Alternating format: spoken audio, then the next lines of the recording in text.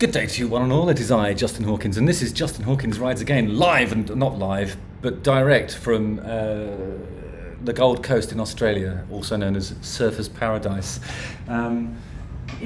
So I'm talking about Billy Joel today. I'm not sure if I've ever covered any of his stuff before. I mean, if I was ever going to do it, it probably would have been a kind of retrospective thing, looking at one of his golden great albums.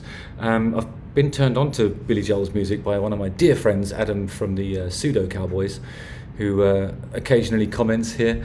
The song is just on a song that came out on the 1st of February. It's called Turn the Lights Back On. Turn the Lights Back On. I'm going to talk about Billy Joel. Excitement. Justin Hawkins rides again.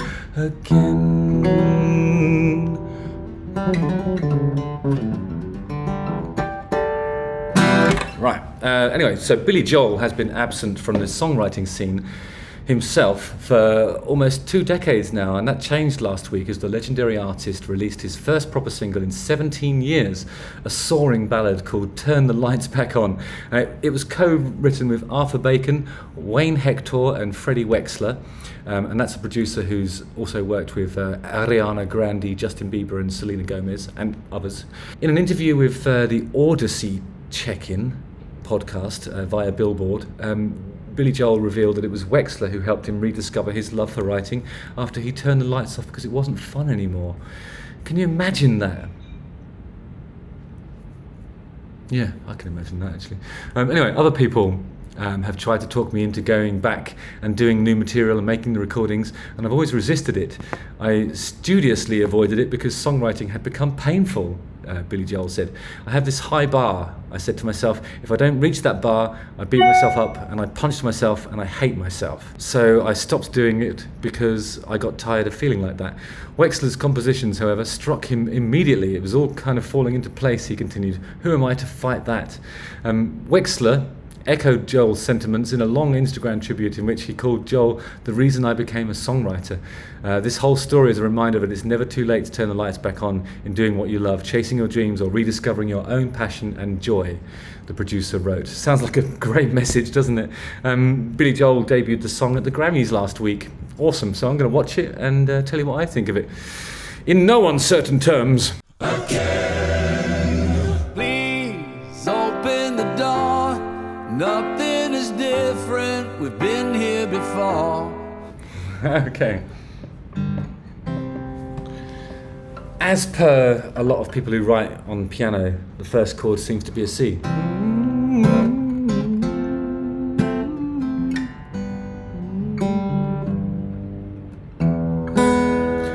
But then it's all pretty C, F, G, E major, I think. Pacing these halls, trying to talk over the silence. It's got a little bit of that sort of Elton John vibe to it, hasn't it? Stuck in a frame, unable to change. I was wrong. Wow. This is really authentic, sort of sounding Billy Joel-esque stuff. I've stopped it here at 32 seconds because I anticipate some left turns. This is going to be like a 4-minute song altogether. And it can't just be this. Billy Joel that's the high bar that he's talking about. It's beautiful so far though. I'm late, but I'm here right now. Though I used to be romantic. But I see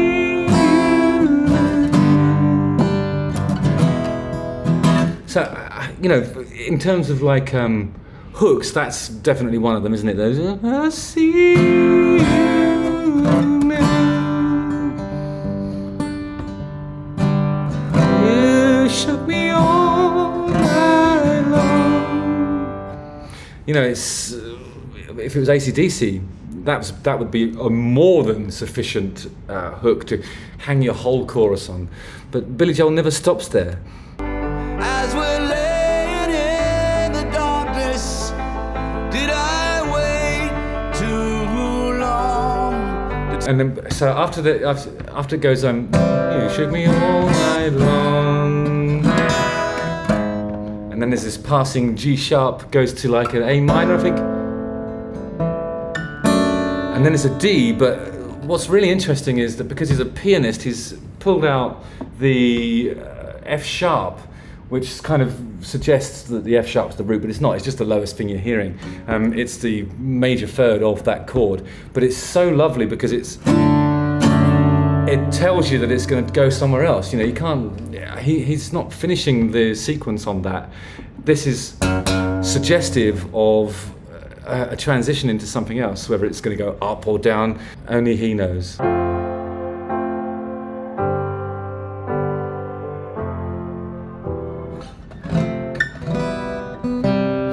That sort of post-chorus taggy bit ends up with a passing E minor as well. I mean, you can go like F, have the root go down, and it'd still be effective enough to get to the C, but he's done a whole chord there, so like F, E minor, C. It's gorgeous, it really is. The cold settles in, it's been a long winter of indifference. Okay, so he's going to like, after that F sharp, cool D thing. F sharp, cool D thing, and then it's a G, but so it's kind of like it's a G, but it's got the fourth in it.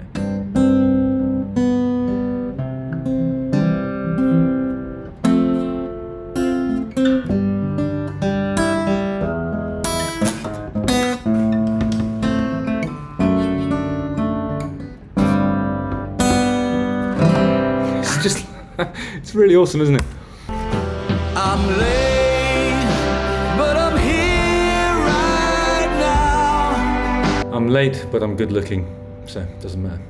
You've had enough, but I won't give up on you. It's really classic sounding, isn't it? It's just like, you could just imagine this having been written in, I don't know, 1977, let's say that, and it wouldn't be out of place with the other things from that year. I'm here right now, and I'm trying to find the magic.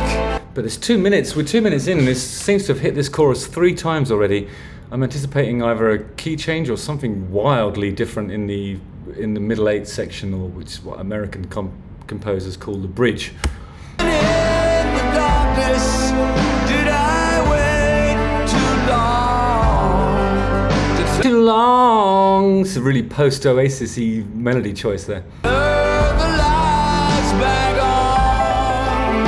Hey, piano solo, yeah.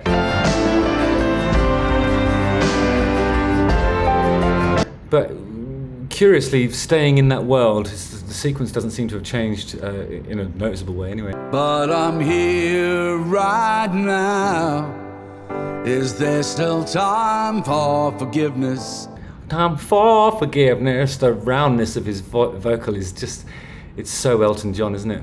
I can't read your mind, but I see. That's my favourite bit so far, yeah? I can read your mind. Nice. You now, as we're laying in the darkness. It's more or less a dropout chorus with some nice cellos and violas doing stuff. Looking for forgiveness. I can see. There's something I didn't notice before. It's like after that, and the F, G, C, it gives it that kind of like powerful, we're turning it around again kind of thing. Turn the lights back on. Okay, that's really lovely. I'm so glad that he's decided to collaborate with some folk, because I think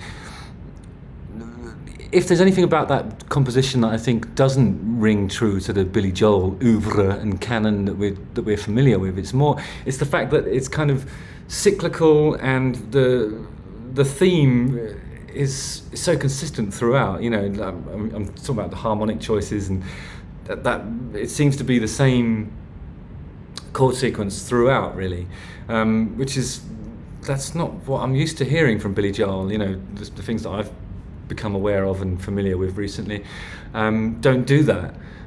So it feels like in collaborating with folk, he's allowed himself to just let that song breathe in that way, and it's kind of it's lovely to imagine that people have unlocked that in him.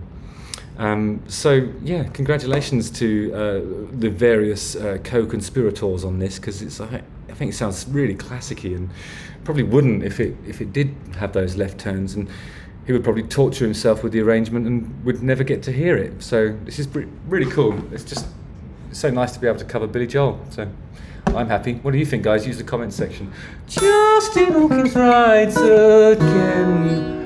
Don't forget to like, subscribe, hit the bell for notifications, watch one of these 2 videos, and join the mailing list. And let me know what you think of the new Billy Joel stuff. Awesome, guys. See you on the ice. Nice one. Okay.